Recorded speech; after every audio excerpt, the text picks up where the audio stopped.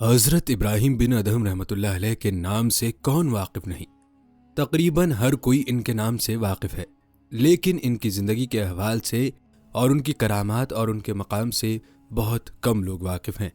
آج کی ویڈیو میں ابراہیم بن ادہم رحمۃ اللہ علیہ کی زندگی سے چند ایسے واقعات اور کرامات آپ کی خدمت میں پیش کریں گے جنہیں سن کر آپ کا ایمان تازہ ہو جائے گا۔ بسم اللہ الرحمن الرحیم۔ السلام علیکم پیارے دوستوں، کہتے ہیں جب حضرت ابراہیم بن ادہم رحمۃ اللہ علیہ بادشاہی چھوڑ کر دریائے دجلہ کے کنارے پر پہنچے تو وہاں ایک درویش کو دیکھا جو سارا دن روزہ رکھتے تھے اور شام کے وقت آسمان سے طعام کا ایک طبق اترتا تھا۔ آپ ایک دن درویش کے پاس رہے۔ شام کو جب درویش کے پاس ایک طبق اترا تو حضرت خواجہ ابراہیم بن ادہم پر 10 طبق طعام کے اترے۔ یہ دیکھ کر درویش کے دل میں غیرت پیدا ہوئی اور کہنے لگے کہ توکل کر کے دریا پر بیٹھا ہوں، میرے لیے ایک طبق آیا ہے اور اس مہمان کے لیے جس نے ابھی فقیری اختیار کی ہے 10 طبق آ گئے ہیں، اس کی کیا وجہ ہے؟ عاطف نے آواز دی کہ اے درویش، تم مفلس تھے اور تمہیں طعام کی مقدار کافی دیر اور سوال کے بعد حاصل ہوئی اور تمہارے لیے غنیمت ہے، لیکن یہ مہمان جو آیا ہے اس نے میری محبت میں بادشاہی قربان کر دی ہے۔ اس کی شان و شوکت کے لحاظ سے یہ 10 طبق بہت ہی کم ہے۔ زیادہ طوالت مت کرو کیونکہ میرے اور میرے دوستوں کے درمیان بے شمار راز کی باتیں ہیں۔ حضرت ابراہیم بن ادہم کے والد گرامی ادہم رحمۃ اللہ علیہ کی زندگی کا عجیب واقعہ بھی ویڈیو میں شامل کریں گے جو شاید ہی پہلے کسی نے بیان کیا ہو۔ اسی واقعے میں آپ رحمۃ اللہ علیہ کی ولادت کا ذکر بھی ہے۔ ویڈیو ایمان افروز ہونے کے ساتھ ساتھ دلچسپ بھی ہے، لہٰذا ویڈیو کو اسکپ مت کیجیے گا۔ آپ سے ایک اور گزارش ہے کہ آپ کمنٹ سیکشن میں ہمیں یہ بھی بتا سکتے ہیں کہ آپ کو اگلی ویڈیو کون سے اسلامک ٹاپک پر دیکھنی ہے۔ تو چلیے شروع کرتے ہیں ویڈیو۔ پیارے دوستوں، سلطان السالکین پیر طریقت حضرت خواجہ ابراہیم بن ادہم رحمۃ اللہ علیہ کا شمار حضرت خواجہ فضیل بن ایاز کے اکابر خلفاء میں ہوتا ہے۔ آپ پیران کبائر اور مشائخ اعظام میں سے شمار ہوتے تھے اور آپ کا نسب 5 واسطوں سے حضرت امیر المؤمنین عمر ابن خطاب رضی اللہ تعالیٰ عنہ سے ملتا ہے۔ پیارے دوستوں، حضرت ابراہیم بن ادہم رحمۃ اللہ علیہ طریقت میں یکتا بلکہ اپنے ہم عصروں میں سرداروں کے سردار حضرت خضر علیہ السلام کے مرید تھے۔ آپ کی ملاقات بہت سے مشائخ سے ہوئی تھی۔ آپ نے حضرت ابو حنیفہ رحمۃ اللہ علیہ کی صحبت میں علم حاصل کیا تھا۔ روایت ہے کہ آپ بلخ کے بادشاہ تھے۔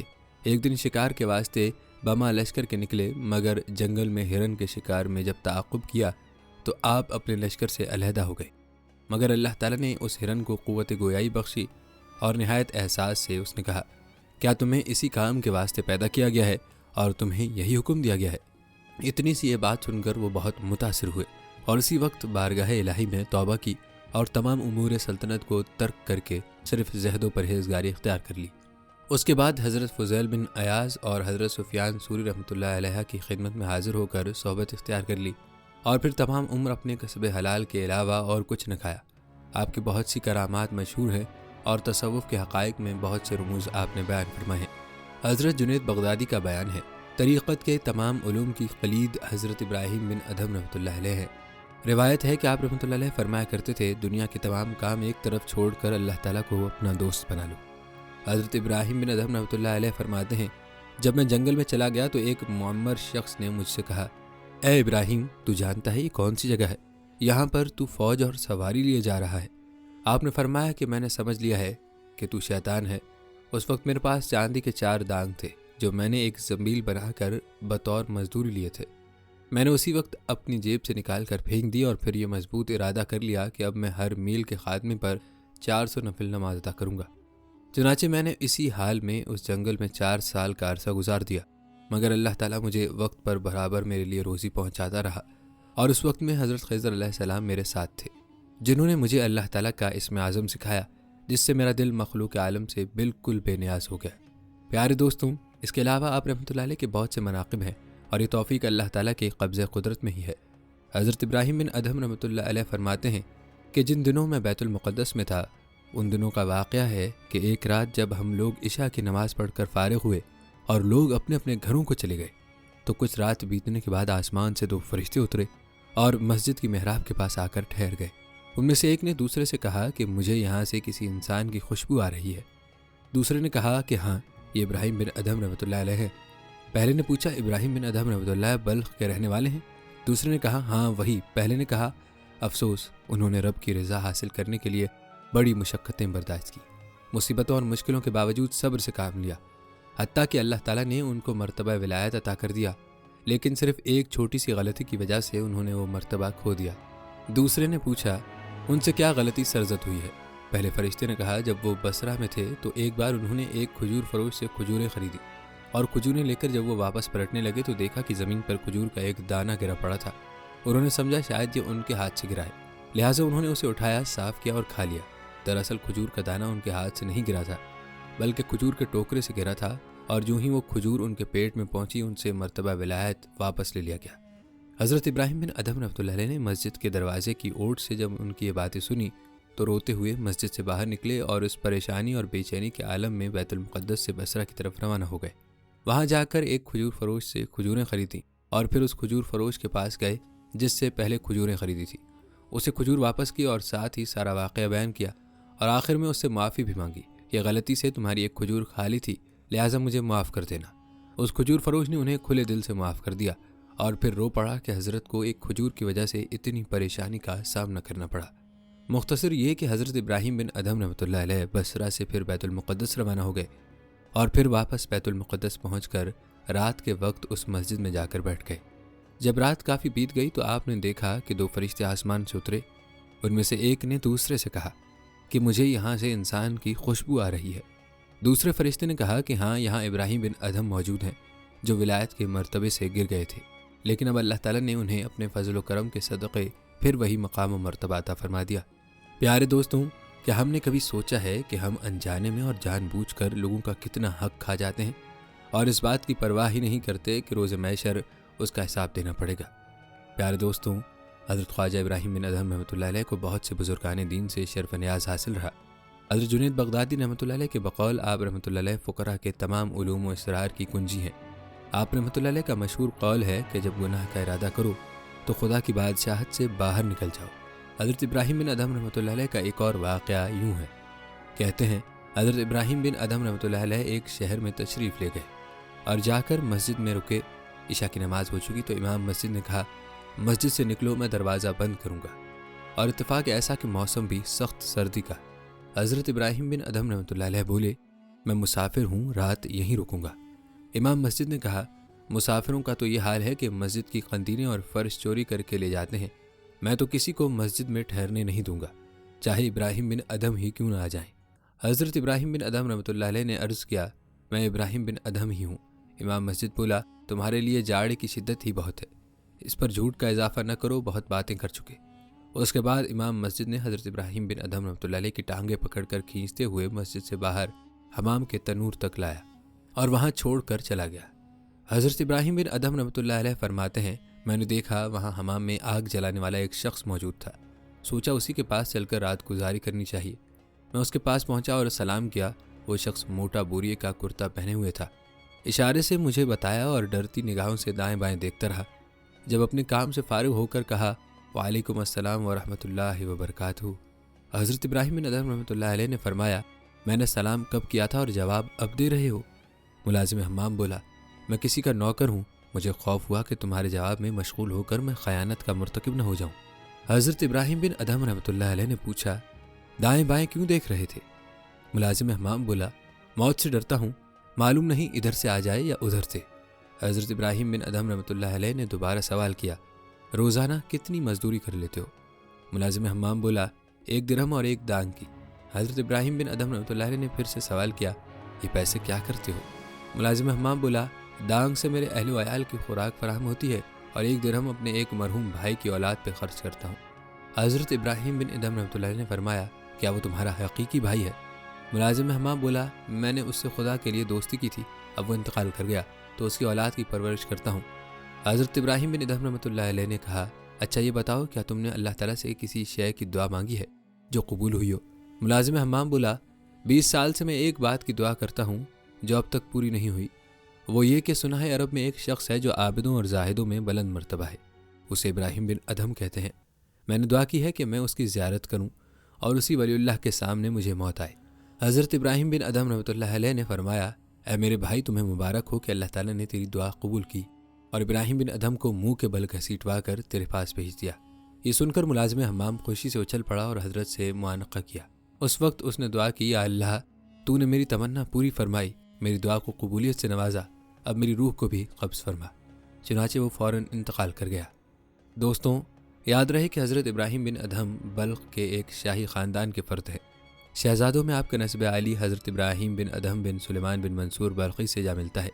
کہتے ہیں ایک مرتبہ آپ حضرت امام اعظم ابو حنیفہ رضی اللہ تعالیٰ عنہ کی مجلس پاک میں حاضر تھے تو بعض لوگوں نے حقارت آمیز نگاہوں سے دیکھا، لیکن حضرت امام ابو حنیفہ نے انہیں سیدنا کہہ کر خطاب فرمایا اور اپنے نزدیک جگہ دی، اور لوگوں نے سوال کیا کہ انہیں سرداری کیسے حاصل ہوئی، تو حضرت امام اعظم ابو حنیفہ رضی اللہ تعالیٰ عنہ نے فرمایا ان کا مکمل وقت ذکر و شغل اور وظائف میں گزرتا ہے اور ہم دنیاوی مشاغل میں بھی حصہ لیتے رہتے ہیں۔ کہتے ہیں ایک دفعہ شکار کے لیے باہر جنگل میں نکل گئے۔ ہاتف غیبی نے آواز دی، اے ابراہیم، تو اس کام کے لیے پیدا نہیں کیا گیا۔ آپ یہ آواز سنتے ہی متنبہ ہوئے اور تمام مشاغل کو ترک کر دیا اور طریقت کی راہ اختیار کی اور اصول طریقت پر سختی سے کارے بند ہو گئے۔ مکہ مکرمہ تشریف لے گئے۔ وہاں حضرت سفیان ثوری، حضرت فضیل بن ایاز اور حضرت ابو یوسف غسولی سے استفادہ کیا اور ان حضرات کی خدمت میں کچھ وقت گزارا۔ مکہ مکرمہ سے کچھ عرصے کے لیے ملک شام کا رخ کیا اور وہاں رزق حلال کے حصول کے لیے مصروف کار ہوئے۔ آپ باغات کی نگہبانی کر کے رزق حلال کماتے تھے۔ پیارے دوستوں، آپ کو بتاتے چلیں کہ سلطان ابراہیم بن ادہم نے خرقہ فکر و خلافت خواجہ فضیل بن ایاز سے پایا۔ ان کے علاوہ آپ کو خواجہ عمران بن موسیٰ بن زید رائی، شیخ منصور سلمی اور خواجہ اویس قرنی رحمۃ اللہ علیہ سے بھی خرقہ تبرک ملا تھا۔ آپ 5 دنوں بعد افطار کیا کرتے تھے۔ افطار میں بھی سبز کائی استعمال کرتے تھے، کم سوتے، پیوند شدہ کپڑے پہنتے، ننگے پاؤں چلتے تھے۔ حضرت امام اعظم رضی اللہ تعالیٰ عنہ کی مجالس میں حاضری دیا کرتے۔ روایات بتاتی ہیں کہ حضرت امام اعظم آپ کو سیدنا و سندہ ابراہیم بن ادہم رحمۃ اللہ علیہ کہہ کر یاد کیا کرتے تھے۔ دوستوں، آپ کو ابراہیم بن ادہم رحمۃ اللہ علیہ کی زندگی کی کرامات اور ان کے مزید واقعات بھی بتائیں گے، لیکن پہلے آپ کو آپ رحمۃ اللہ علیہ کے والد گرامی کا عجیب و غریب قصہ سناتے ہیں۔ یاد رہے کہ آپ کے والد بزرگوار کا نام ادہم تھا اور انہیں ادہم قلندر کے نام سے جانا جاتا ہے۔ وہ تارک الدنیا قلندروں کی مجالس میں شرکت کیا کرتے تھے۔ انہوں نے بلخ شہر کے باہر ایک ایسا کاشانہ بنایا تھا جہاں فقیر اور قلندر ہی آیا کرتے تھے۔ ایک دن آپ کے اس کاشانے کے سامنے سے بادشاہ بلخ کی سواری گزری۔ اس وقت طوفان باد و بارہ تھا۔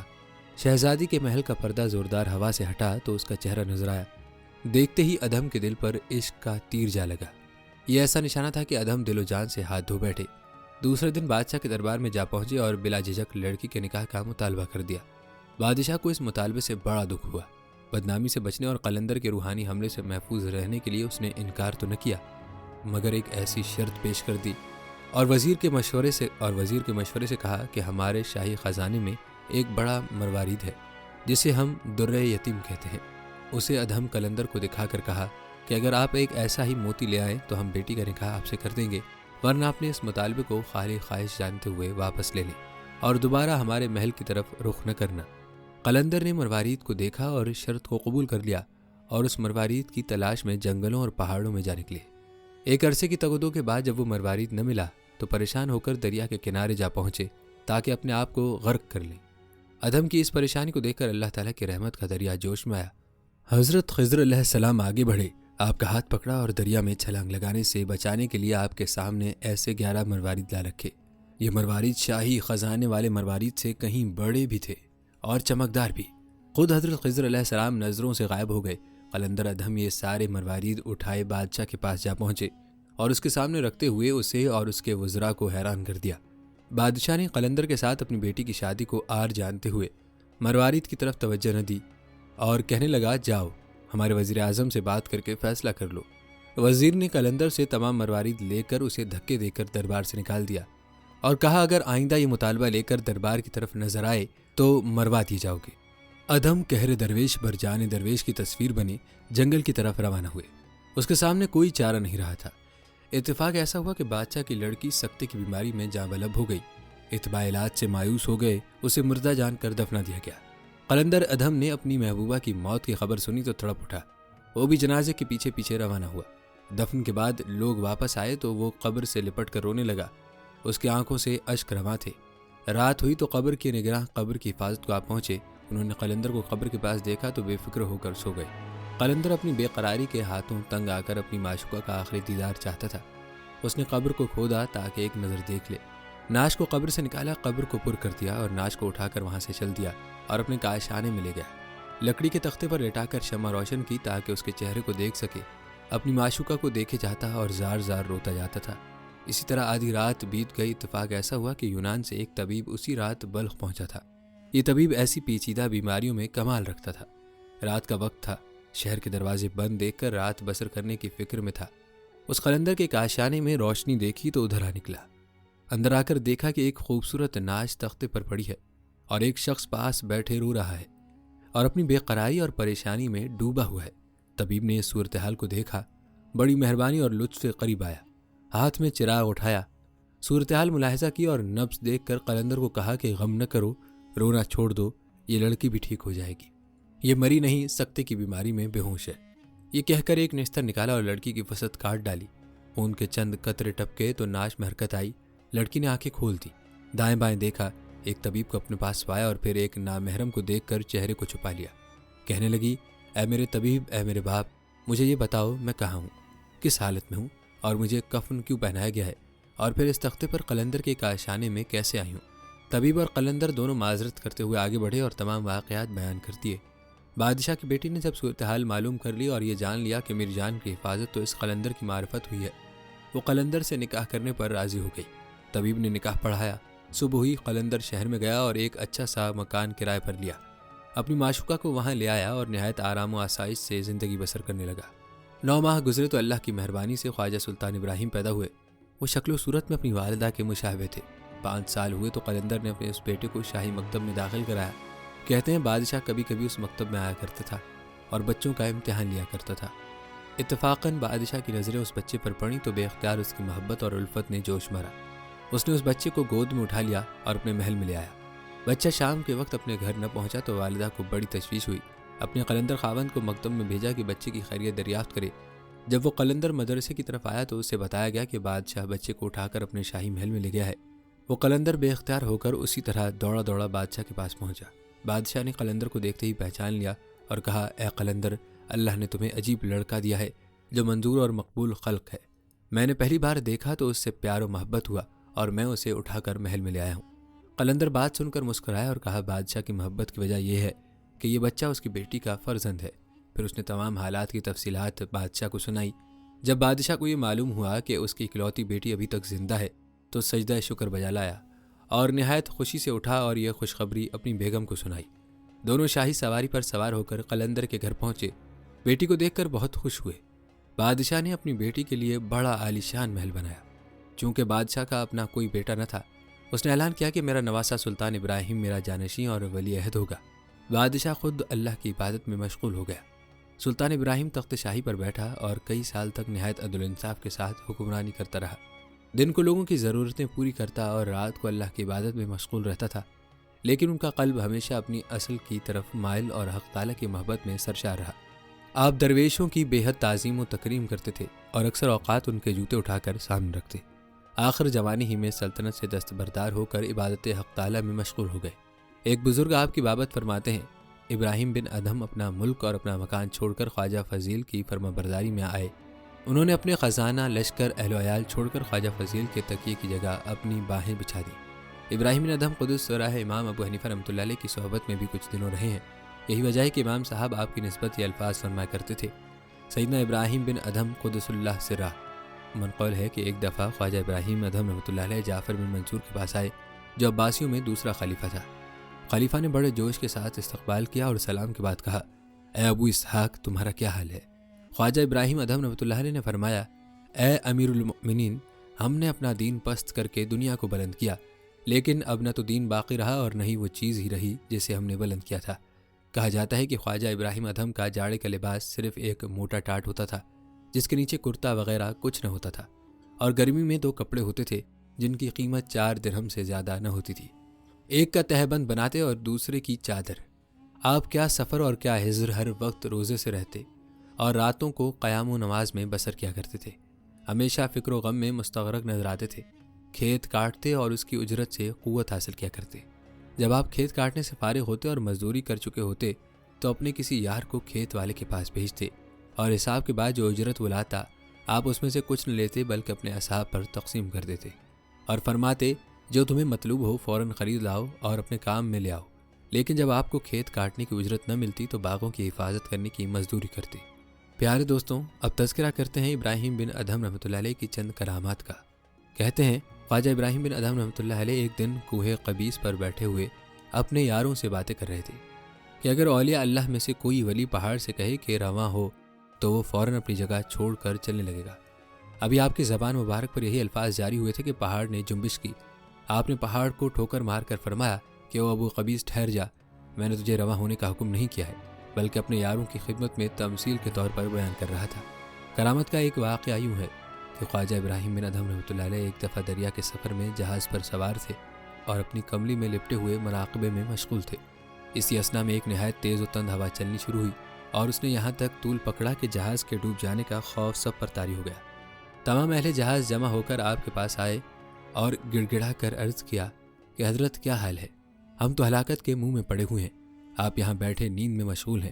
خواجہ ابراہیم نے کملی سے سر نکالا اور آسمان کی طرف منہ اٹھا کر کہا، خداوند ہم تیری قدرت کاملہ کو دیکھ چکے ہیں، اب تو اپنے فضل و کرم سے معاف فرما۔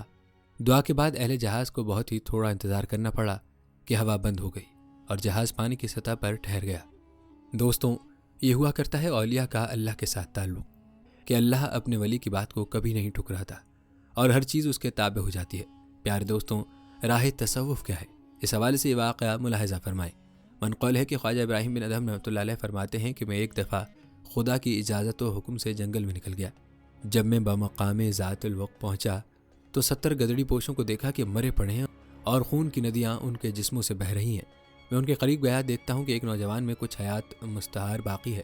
میں اس کے سرہانے جا کھڑا ہوا، نہایت نرمی کے لہجے میں کہا، اے نوجوان مرد، یہ کیا کیفیت ہے؟ اس نے آنکھیں کھول کر کہا، اے ادھم کے بیٹے، تجھے پانی اور محراب لازم ہے، مطلب یہ کہ ہمیشہ باوضو رہ اور محراب طاعت میں زندگی بسر کر۔ تو دور مت جا کہ محجور و محروم رہے گا اور اس قدر قریب بھی نہ آ کہ رنج و اندوہ اٹھائے گا۔ مبادا کوئی شخص بساط سلاطین پر گستاخی کرے، تجھے ایسے دوست سے ڈرنا چاہیے جو حاجیوں کو رومی کافروں کی طرح قتل کرتا ہے اور حاجیوں سے جہاد کرتا ہے۔ واضح ہو کہ ہم 70 آدمی جنہیں تو اس وقت خاک و خون میں غلطان دیکھتا ہے، صوفیوں کی جماعت ہے۔ ہم نے توکل کی صحرا میں قدم رکھا تھا اور اس پر عزم بالجزم کر لیا تھا کہ کسی سے بات نہ کریں گے اور بجز خدا تعالیٰ کے اور کسی سے اندیشہ نہ کریں گے، نیز اس کے سوا کسی اور کی طرف التفات نہ کریں گے۔ لیکن جب ہم حرم پہنچے تو خضر علیہ السلام نے ہم سے ملاقات کی۔ ہم نے سلام کیا اور انہوں نے بڑی خندہ پیشانی سے ہمارے سلام کا جواب دیا، جس پر ہم بہت خوش ہوئے اور سب نے مل کر کہا، الحمدللہ ہماری محنتیں ٹھکانے لگیں اور ہماری کوششیں مشکور ٹھہری۔ اس سے بڑھ کر طالب کے لیے اور کیا چیز ہو سکتی ہے کہ وہ اپنے مطلوب و مقصود کو پالے۔ حضرت خضر علیہ السلام نے ہمارا استقبال کیا اور وہ خود ہم سے ملاقات کرنے کے لیے تشریف لائے۔ بس ہمارا یہ کہنا تھا کہ عاطف غیب نے ایک قہرناک آواز سے ہمیں پکارا کہ اے جھوٹوں اور اے مدعیوں، تمہارے عہد و پیما یہ تھے کہ ہمیں کبھی فراموش نہ کرو گے اور ہمارے غیر کی طرف مشغول نہ ہوگے۔ تم نے اپنے عہدوں کو توڑ دیا کہ ہمیں بھول کر ہمارے غیر کی جانب مصروف ہو گئے۔ جاؤ، میں اس عہد شکنی کے جرم میں تمہاری جانیں غارت کروں گا اور جب تک تمہاری اچھی طرح خون ریزی نہ کر لوں گا کبھی تم سے صلح نہ کروں گا۔ اے ابراہیم، جن جوان مردوں کو تم خاک و خون میں لتھڑا ہوا دیکھ رہے ہو، یہ سب کے سب حق تعالیٰ کے شہید ہے۔ ابراہیم، اگر تم بھی ایسا کر سکتے ہو تو اس راہ میں قدم رکھو ورنہ ہم سے دور ہو جاؤ۔ ایک بزرگ نے کیا خوب فرمایا ہے۔ ابراہیم بن ادھم رحمۃ اللہ علیہ نوجوان کی یہ باتیں سن کر حیران زدہ ہو گئے اور دوبارہ پوچھا کہ مجھے صرف اس قدر دریافت کرنا اور باقی ہے کہ تم کس طرح زندہ رہے۔ جواب دیا کہ اور سب لوگ پختہ کار تھے، چونکہ مجھ میں خامی تھی اس لیے کہا گیا کہ تو جاننے کی شدت و سختی میں پختگی حاصل کر، اور جب پختہ کاری تجھے نصیب ہو جائے تو ان کے قدموں کے پیچھے پیچھے چلا، یہ کہا اور جاں بحق تسلیم کر گیا۔ پیارے دوستوں، آپ نے ملاحظہ فرمایا کہ تصوف کی راہیں کتنی کٹھن ہیں، اس میں کیسی کیسی باریکیاں ہیں۔ روایات بتاتی ہیں کہ خواجہ ابراہیم بن ادھم آخر عمر میں لوگوں کی نظروں سے مخفی ہو گئے اور کسی کو معلوم نہیں کہ آپ کس جگہ آرام فرما رہے ہیں۔ بعض کہتے ہیں بغداد میں ہیں اور بعض کہتے ہیں شام میں ہیں۔ بہت سے لوگ کہتے ہیں کہ آپ آبادی سے بھاگ کر اس غار میں پہنچے جہاں حضرت لوط علیہ السلام کی قبر شریف ہے اور وہیں آپ نے وفات پائی۔ جب آپ کا انتقال ہوا تو ایک آواز اس طرح لوگوں کو سنائی دی، یعنی ہوشیار ہو جاؤ کہ جس سے اہل زمین کو امن و امان حاصل تھی وہ آج زمین سے اٹھ گیا۔ یہ آواز سن کر تمام لوگ متحیر تھے کہ معاملہ کیا ہے، یہاں تک کہ خبر آئی کہ حضرت ابراہیم بن ادھم رحمۃ اللہ علیہ انتقال کر گئے۔ پیارے دوستوں، حضرت ابراہیم بن ادھم رحمۃ اللہ علیہ کے بادشاہت چھوڑنے اور اللہ کی جانب رجوع کرنے کے حوالے سے ایک واقعہ یوں بھی نقل کیا گیا ہے کہ ایک رات بادشاہ یعنی ابراہیم بن ادھم اپنی شاہی محل میں سویا ہوا تھا کہ چھت پر کسی کے دوڑنے کی آواز سنائی دی۔ بیدار ہوا، آواز دی کہ چھت پر کون ہے؟ جواب آیا کہ میں ایک مسافر ہوں، میرا اونٹ گم ہو گیا تھا، اسے تلاش کر رہا ہوں۔ بادشاہ نے کہا، ارے بے وقوف، گھروں کی چھتوں پر بھی اونٹ ملتے ہیں کیا؟ یہ کیسے ہو سکتا ہے کہ اونٹ گھر کی چھت پر آ جائے؟ اس شخص نے جواب دیا، تم تو مجھ سے بھی زیادہ بے وقوف ہو، کبھی خدا بھی شاہی محلات میں ملتا ہے، تم ریشمی بستر پر آرام کرتے ہو اور چاہتے ہو کہ تمہیں خدا مل جائے، یہ کیسے ہو سکتا ہے؟ اس بات سے سلطان ابراہیم رحمۃ اللہ علیہ کے دل کی دنیا بدل گئی۔ صبح اٹھا اپنے بیٹے کو تخت نشین کر دیا، امور سلطنت اس کے حوالے کیے، شہر چھوڑ کر جنگل کی راہ لی۔ جنگل میں پہنچا تو شاہی لباس اتار کر ایک گدڑی کو بخش دیا اور اس کے پھٹے پرانے کپڑے خود پہن لیے۔ بلخ کو چھوڑ کر نیشا پور آیا اور پہاڑ کی ایک غار میں عبادت کرنے لگا۔ وہ جمعرات کی رات غار کی چھت پر آتا، لکڑیوں کا گٹھا جمع کرتا، سر پر اٹھا کر شہر میں پہنچتا اور لکڑیاں بیچ کر جو کچھ حاصل ہوتا اس کا نصف اللہ کی راہ میں دے دیتا اور نصف سے اپنی ضرورت کی چیزیں خرید کر لے آتا۔ ایک عرصے تک اس کا یہی کام رہا۔ وہ غیبی اشارے سے مکہ معظمہ پہنچا اور خواجہ فضیل بن ایاز رحمۃ اللہ علیہ کی خدمت میں حاضر ہو کر مرید ہو گیا اور ظاہری و باطنی کمالات حاصل کیے۔ کہتے ہیں جن دنوں سلطان ابراہیم رحمۃ اللہ علیہ لکڑیوں کا گٹھا اٹھائے بازار میں آیا کرتے تھے تو بلخ کا ایک امیر آدمی بھی وہیں تھا۔ اس نے سلطان ابراہیم کو پہچان لیا اور بادشاہی چھوڑ کر لکڑیاں بیچنے پر بڑی ملامت شروع کر دی۔ سلطان ابراہیم کو اس کی باتوں پر بڑا غصہ آیا۔ بیٹھے بیٹھے لکڑیوں کے گٹھے پر ہاتھ مارا تو وہ ساری سونے کی بن گئی۔ سلطان ابراہیم نے یہ سارا سونا اس کو بخش دیا اور کہا کہ آج بلخ کی سلطنت کی یاد کی نحوست کی وجہ سے میری حلال کی روزی ضائع ہو گئی۔ اسی طرح کا واقعہ ہے کہ ایک بار سلطان ابراہیم رحمۃ اللہ علیہ بلخ کے راستے سے ہوتے ہوئے مکے کی طرف جا رہے تھے۔ شاہی امرا اور وزراء کو آپ کی خبر ہوئی۔ انہوں نے آپ کے صاحبزادے کو جو اس وقت تخت نشین تھا ساتھ لیا اور حاضر خدمت ہوئے۔ سب نے مل کر درخواست کی کہ اگر آپ دوبارہ تخت سلطنت پر تشریف لے آئیں تو ہمیں بڑی خوشی ہوگی۔ سلطان ابراہیم نے اپنے بیٹے کو بڑی محبت کے ساتھ اپنے پہلو میں بٹھا لیا اور باتیں کرنے لگے۔ اسی اثنا میں غیب سے ایک آواز آئی کہ جو لوگ ہمارے حسن و جمال کے عاشق ہوتے ہیں وہ کسی دوسرے کی طرف متوجہ نہیں ہوتے۔ یہ بات سنتے ہی سلطان ابراہیم نے رونا شروع کر دیا اور عرض کی، اے اللہ، جس کی وجہ سے ابراہیم تجھ سے غافل ہو گیا ہے اس کو اٹھا لے تاکہ تیری محبت کا رشتہ نہ ٹوٹنے پائے۔ کہتے ہیں کہ صاحبدار سلطنت ابراہیم کے بیٹھتے ہی فوت ہو گیا۔ ایک اور ایمان افروز واقعہ ہے۔ کہتے ہیں جن دنوں سلطان ابراہیم بلخ کی بادشاہی چھوڑ کر بیاباں میں چلے گئے تو چند دن دریا کے کنارے پر قیام کیا۔ وہاں امرا اور وزراء حاضر ہوئے اور درخواست کی کہ آپ دوبارہ تخت نشین ہو جائیں۔ سلطان ابراہیم اس وقت اپنی گدڑی سی رہے تھے۔ آپ نے سوئی دریا میں پھینک دی اور فرمایا کہ تم بڑے طاقتور حاکم ہو، دنیا کے سارے اسباب تمہارے پاس موجود ہیں، دریا سے میری سوئی نکال دو۔ کوئی بھی سوئی نہ نکال سکا۔ آپ نے بلند آواز سے کہا کہ اے دریا کی مچھلیوں، میری سوئی نکال کر لاؤ۔ اسی وقت ہزاروں مچھلیاں اپنے منہ میں چاندی کی سوئیاں اٹھائے پانی کی سطح پر تیرنے لگیں۔ ایک مچھلی کے منہ میں حضرت خواجہ کی سوئی بھی تھی۔ آپ نے ہاتھ بڑھا کر اس سے سوئی لی اور تمام مچھلیوں کو رخصت کر دیا۔ پھر امرا کو مخاطب کر کے فرمایا کہ ہماری سلطنت تمام جہاں پر ہے، اب ہمیں بلخ کی سلطنت کی ضرورت نہیں ہے۔ پیارے دوستوں، یاد رہے کہ جب بندہ اللہ کے لیے سب کچھ چھوڑ دیتا ہے تو اللہ تعالیٰ اس کو سارے جہاں کی سلطنت عطا فرما دیتا ہے۔ کہتے ہیں ایک دن خواجہ شفیق بلخی سلطان ابراہیم رحمۃ اللہ علیہ کی خدمت میں حاضر ہوئے۔ ایک درویش جو صاحب کشف و کرامات تھا وہ مجلس میں بیٹھا تھا۔ آپ نے پوچھا، تم گزر اوقات کیسے کرتے ہو؟ وہ کہنے لگا کہ اگر مل جائے تو کھا لیتا ہوں ورنہ صبر کرتا ہوں۔ آپ نے فرمایا، یہ کام ہماری گلی کوچے کے کتے بھی کرتے ہیں، ہونا یوں چاہیے، اگر نہ ملے تو صبر کرو، اگر مل جائے تو اللہ کی راہ میں قربان کر دو۔ اللہ اکبر۔ دوستوں، کیا کمال توکل ہوتا ہے اللہ والوں کا۔ اللہ سے دعا ہے کہ اللہ پاک ایسے ہی توکل کا کچھ حصہ ہمیں بھی نصیب فرما دے، آمین۔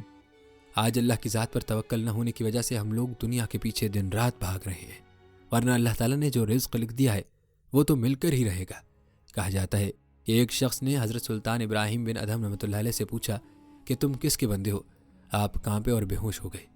ہوش میں آئے تو یہ آیت پڑھی جس کا ترجمہ یہ ہے، آسمانوں اور زمینوں میں کوئی بھی ایسا نہیں جو اللہ کا بندہ نہ ہو۔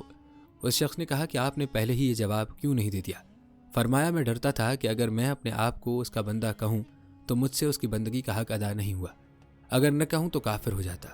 آپ رحمۃ اللہ علیہ کی کرامت کا ایک واقعہ یوں ہے کہ آپ رحمۃ اللہ علیہ ایک دن دریا کے کنارے پہنچے اور پار جانا چاہا۔ ملاح نے کرایہ مانگا، آپ نے دریا کی ریت کی مٹھی بھری اور ملاح کی جھولی میں ڈال دی۔ ملاح نے غور سے دیکھی تو ریت نہیں تھی، وہ سونا تھا۔ دوستوں، کہتے ہیں حضرت سلطان ابراہیم بن ادھم رحمۃ اللہ علیہ کے دو کامل خلفاء تھے، ایک خواجہ حذیفہ المرائشی اور دوسرے خواجہ شفیق بلخی رحمۃ اللہ علیہ۔ آپ نے جس دن بادشاہی چھوڑی اس دن سے ایک جگہ پر قیام نہیں کیا، کئی جگہ سے ہوتے ہوئے شام میں حضرت لوط علیہ السلام کے مقبرے کے ساتھ ایک پہاڑ کی غار میں مقیم ہوئے۔ دوستوں، آپ کو بتاتے چلیں کہ شیخ فرید الدین عطار نے تذکرۃ الاولیاء میں ابراہیم بن ادھم رحمۃ اللہ علیہ کے ترک کے 3-4 سبب بیان کیے ہیں۔ مولانا جامی اپنی کتاب نحوۃ الانس میں لکھا ہے کہ شکار کے دوران حاطف نے آواز دی کہ تم اس کام کے لیے نہیں پیدا کیے گئے۔ اس سے ان کو آگاہی ہوئی، بادشاہی ترک کر دی۔ لیکن میر سید اشرف جہانگیر سمنانی قدس سرہ اپنی کتاب لطائف اشرفی میں فرماتے ہیں کہ حضرت خضر علیہ السلام نے سلطنت سے نکال کر اس راستے پر لگایا اور تربیت دی اور خرقہ خلافت عطا کیا۔ اس کے بعد آپ حضرت خواجہ فضیل ابن ایاز کی خدمت میں حاضر ہوئے اور تربیت حاصل کرنے کے بعد خرقہ خلافت حاصل کیا۔ امام باقر رضی اللہ تعالیٰ عنہ سے خلافت اور اس کے بعد آپ کو حضرت امام باقر رضی اللہ تعالیٰ عنہ کا فیض صحبت بھی نصیب ہوا اور ایک خرقہ خلافت ان سے بھی حاصل کر کے اوج کمال تک پہنچ گئے اور آپ سے ایک جہاں فیضیاب ہوا اور ہدایت حاصل کی۔ پیارے دوستوں، روایات بتاتی ہیں کہ تمام تر کمالات کے باوجود آپ پر ہمیشہ گریہ طاری رہتا تھا۔ جب آپ بلخ سے مرو اور مرو سے نشاپور گئے تو وہاں کی مشہور غار میں آپ کامل 9 سال تک عبادات اور ریاضات میں منہمک رہے۔ لوگوں کو کیا معلوم کہ آپ غار میں کیا کر رہے ہیں۔ جمعرات کے دن آپ غار سے باہر آتے تھے اور لکڑیوں کا گٹھا جمع کر کے شہر میں فروخت کرتے اور روٹی خرید کر نصف فقراء میں تقسیم اور نصف اپنے لیے رکھتے تھے۔ ایک ہفتے تک اس پر اکتفا کرتے تھے۔ جب بلا قصد آپ سے کرامات کا ظہور ہونے لگا تو لوگوں کو معلوم ہوا کہ کون ہے۔ خلق خدا کا ہجوم دیکھ کر آپ وہاں سے بھاگ نکلے اور مکہ معظمہ میں سکونت اختیار کی۔ کہتے ہیں وہاں پہنچ کر آپ نے صحرا میں قیام فرمایا۔ ایک اکابر دین نے وہاں پہنچ کر آپ کو اسم اعظم تعلیم فرمایا۔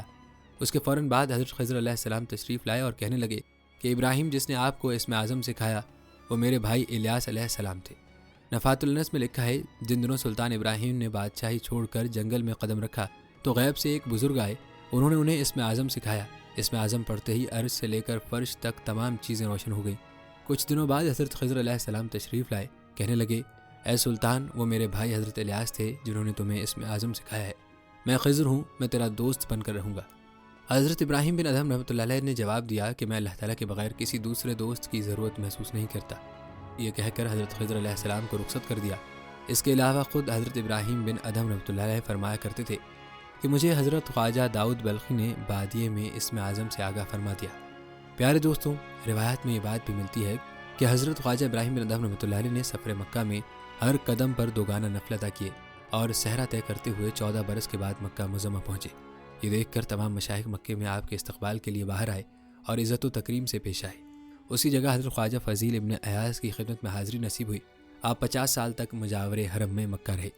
مرات الاسرار میں روایت ہے کہ حضرت خواجہ ابراہیم ادھم مدت تک جامع بصرہ میں معتکف رہے اور 3 دن رات میں ایک بار افطار کرتے تھے۔ عبداللہ بن مبارک رحمۃ اللہ علیہ کے استاد حضرت خواجہ عطا سلمی فرماتے ہیں کہ ایک سفر میں ان کے ہمراہ تھا۔ زاد راہ ختم ہو گیا تو 40 دن تک ہم نے صبر کیا۔ آپ مٹی کھایا کرتے تھے اور کسی سے اس کا ذکر نہیں کرتے تھے۔ انہوں نے یہ بھی فرمایا ہے کہ جب خواجہ ابراہیم بن ادھم بلخ سے چلے گئے تو پیچھے ایک بچہ چھوڑ کر گئے۔ بڑا ہو کر بچے نے دریافت کیا کہ میرا والد کہاں ہے۔ اس کی ماں نے سارا حال بیان کیا اور کہا کہ اس وقت وہ مکے میں ہے۔ والد کی زیارت کے لیے وہ مکہ پہنچے۔ جب حضرت خواجہ ابراہیم نے اپنے بیٹے کو دیکھا تو شفقت پدری جوش میں آئی اور اسے پاس بٹھا کر پوچھا کہ کس دین پر ہو۔ اس نے جواب دیا کہ اسی دین مصطفی صلی اللہ علیہ وآلہ وسلم پر ہوں۔ فرمایا الحمدللہ اور بچے کے ساتھ بہت لطف و کرم سے پیش آئے۔ غیب سے آواز آئی کہ میری دوستی کا وعدہ کرتے ہو لیکن دل بیٹے کے ساتھ لگاتے ہو۔ آپ نے فوراً مناجات کی کہ الہی میرے اور تیرے درمیان جو چیز حائل ہے اسے دور کر دے۔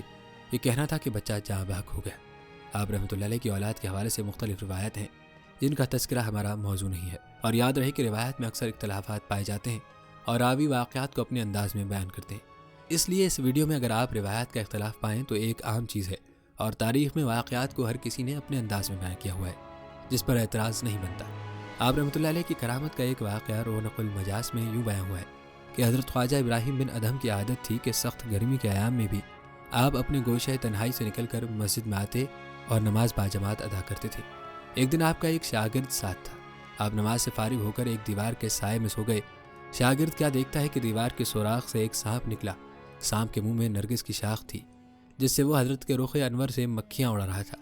جب آپ خواب سے بیدار ہوئے تو شاگرد نے آپ کو سانپ کی مکھیاں اڑانے کا ماجرا سنایا، تو آپ نے فرمایا کہ تجھے معلوم نہیں کہ جو شخص اللہ کی اطاعت کرتا ہے ہر چیز اس کی اطاعت کرتی ہے اور اللہ تعالیٰ اس کے ساتھ فضل و کرم کے ساتھ معاملہ فرماتے ہیں۔ آپ رحمۃ اللہ علیہ کی کرامت کا ایک اور واقعہ کتاب حکایت الصالحین میں یوں لکھا ہے کہ ایک دن آپ کو خبر موصول ہوئی کہ خراسان میں آپ کا کوئی رشتہ دار فوت ہو گیا ہے اور اس کی بہت سی جائیداد آپ کے ورثے میں آئی ہے۔ یہ خبر سن کر آپ نے سفر کا ارادہ کیا۔ تھوڑی دور گئے تھے کہ کیا دیکھتے ہیں ایک نابینا پرندہ پتھر پر بیٹھا ہے۔ پانی سے ایک جانور نکلا جو مٹی سے کیڑے نکال کر نابینا پرندے کے منہ میں دینے لگا۔ آپ نے یہ تماشا دیکھ کر اپنے رفیق سفر سے کہا کہ تم نے دیکھا ایک نابینا پرندے کو بھی اللہ تعالیٰ ضائع نہیں ہونے دیتا اور روزی دے رہا ہے۔ اگر ہم خراسان نہ جائیں تو روزی تو ہمیں ضرور ملے گی۔ یہ کہہ کر آپ نے سفر کا ارادہ ترک کر دیا اور واپس چلے گئے۔ صحرا میں جا کر قیام فرمایا۔ ایک دفعہ طہارت کے لیے کنویں پر گئے اور ڈول کنویں میں ڈالا۔ جب ڈول باہر آیا تو موتیوں سے لبریز تھا۔ آپ نے کہا الہی مجھے پانی درکار ہے تاکہ وضو کروں، مجھے موتیوں کی کیا ضرورت ہے۔ چنانچہ ڈول کو کنویں کے اندر پھینک کر چلے گئے۔ پیارے دوستوں، اسے کہتے ہیں کہ دنیا کو ٹھکراؤ تو وہ پیچھے آتی ہے اور دنیا کے پیچھے لگو تو وہ اور بھی بھاگتی ہے۔ پیارے دوستوں، مرات الاسرار میں لکھا ہے کہ آخری عمر میں حضرت خواجہ کا تصرف بہت بڑھ گیا تھا اور کثرت سے طعام غربا و مساکین میں تقسیم کرتے تھے۔ شیخ علاؤالدولہ سمنانی چہل مجلس میں فرماتے ہیں کہ ایک دن حضرت شیخ سفیان سوری قدس سرہ حضرت خواجہ ابراہیم ادھم کے پاس گئے۔ آپ نے مسلح کے نیچے ہاتھ ڈال کر مٹھی بھر درہم نکالے اور نوکر کو دے کر فرمایا کہ بازار جاؤ اور 10 سیر گرم روٹی اور شہد لاؤ۔ حضرت سفیان نے کہا ہم 2 آدمی سے زیادہ نہیں ہیں، یہ اسراف ہے۔ آپ نے فرمایا کھانے پینے کی چیزوں میں اسراف نہیں ہوتا، اگر زیادہ ہے تو دوسرے لوگ کھا لیں گے۔ پیارے دوستوں، آپ رحمۃ اللہ علیہ کی کمالات و کرامات اس قدر زیادہ ہے کہ اس مختصر ویڈیو میں ان کی گنجائش نہیں۔ جہاں تک بات ہے آپ رحمۃ اللہ علیہ کی وصال کی اور آپ رحمۃ اللہ علیہ کی خلفاء کی، تو سیرت الاقطاب میں لکھا ہے کہ آپ کے 2 خلفاء تھے، حضرت خواجہ حذیفہ مرشی اور حضرت خواجہ شفیق بلخی۔ اسی کتاب میں یہ بھی لکھا ہے کہ آخری عمر میں آپ گم ہو گئے تھے، معلوم نہیں کہ آپ کا مدفن کہاں ہے۔ بعض کہتے ہیں کہ آپ بغداد میں حضرت امام احمد بن حنبل کے پہلو میں دفن ہیں، بعض کا خیال ہے کہ آپ ملک شام میں حضرت لوط علیہ السلام کی قبر کے متصل دفن ہیں۔ سیرت الاقطاب میں آپ کی وفات بروز جمعہ 28 جمادی الاول 280 ہجری لکھی ہے، مگر سفین الاولیاء میں 261 یا 62 ہجری لکھی ہے، واللہ عالم۔ دوستوں، روایت ہے کہ ایک آدمی نے وصال کے بعد آپ رحمۃ اللہ علیہ کو خواب میں دیکھا اور پوچھا کہ اللہ تعالیٰ نے آپ کے ساتھ کیا معاملہ کیا، کیونکہ آپ رحمۃ اللہ علیہ نے اللہ کی محبت میں بادشاہی ترک کی تھی اور فقر اختیار کیا۔ آپ نے جواب دیا کہ عرش الہی کے بالمقابل جہاں عاشقان الہی ہر روز 70 بار دیدار کرتے ہیں، مجھے مقام ملا ہے۔ حضرت ابراہیم بن ادھم رحمۃ اللہ علیہ منصور بلخی کے چند القابات یہ تھے: محدث، صدیق، زاہد، عابد، عارف، ولی، تارک الدنیا، مقرب درگاہ الہی، صاحب کرامت۔ ابو اسحاق آپ رحمۃ اللہ علیہ کی کنیت تھی۔ خلاصہ کلام یہ ہے کہ آپ رحمۃ اللہ علیہ نے بادشاہی چھوڑ کر فقر کو اختیار کیا، بہت سے مشائخ کو دیکھا اور دنیا کو اپنے علم اور تصوف سے مستفید کیا اور اپنے خالق حقیقی سے جا ملے۔ دوستوں، یہ تھی ہماری آج کی ویڈیو جس میں آپ کو ابراہیم بن ادھم رحمۃ اللہ علیہ کی زندگی کے احوال اور ان کی کرامات کے بارے میں آگاہ کیا ہے۔ جانے سے پہلے ویڈیو کو شیئر ضرور کیجیے گا۔ پیارے دوستوں، ہم یہ امید کرتے ہیں کہ آپ کو ہماری آج کی ویڈیو ضرور پسند آئی ہوگی۔ اگر آپ کو ہماری آج کی ویڈیو پسند آئی ہے تو سب سے پہلے تو اس کو لائک کریں اور اپنی رائے کا اظہار کمنٹ سیکشن میں لازمی کریں۔ آپ ہمیں کمنٹ سیکشن میں یہ بھی بتا سکتے ہیں کہ آپ کو اگلی ویڈیو کون سے اسلامک ٹاپک پر دیکھنی ہے۔ ملتے ہیں اگلی ویڈیو میں، تب تک کے لیے اللہ نگہبان۔